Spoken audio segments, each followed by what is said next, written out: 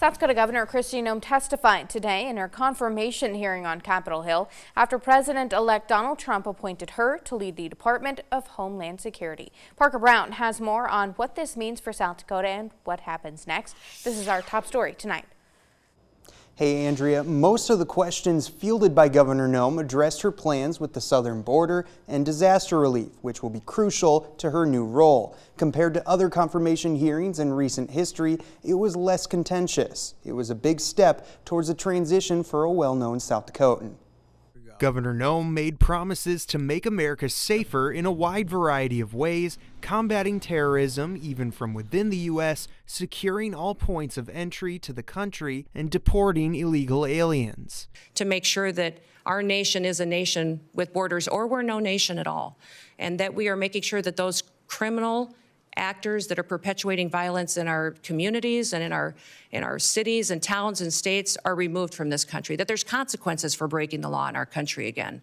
USD political science professor emeritus Michael Card says her fate will be similar to other appointees. I would expect her to be confirmed with a high percentage of votes. Noem would be just the second South Dakotan to serve in a presidential cabinet position, the first being Clinton Anderson of Centerville, who served as Secretary of Agriculture under President Truman, although he had moved to New Mexico. Former Senator Tom Daschle was nearly the Secretary of Health and Human Services under President Obama, but it fell through. There were some charges that he hadn't paid income tax on a chauffeur. You know, based on what we're seeing in terms of today's cabinet, that's pretty mild stuff and wouldn't disqualify someone.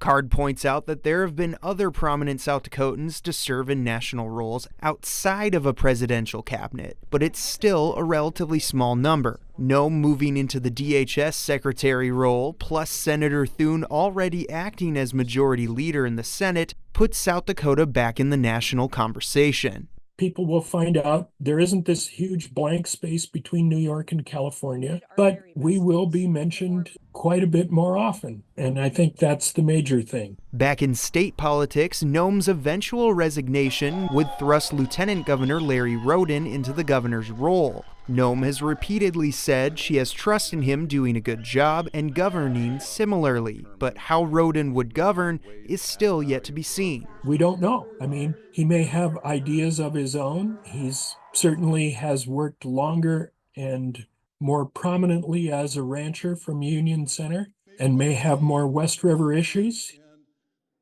Now, Card also says that it will be interesting to see which Republicans will run for governor the next time around. Then Governor Roden and his lieutenant governor would each be in a good place to run, but there are other prominent South Dakotans who could enter the conversation too. Andrea? All right, Parker, thank you.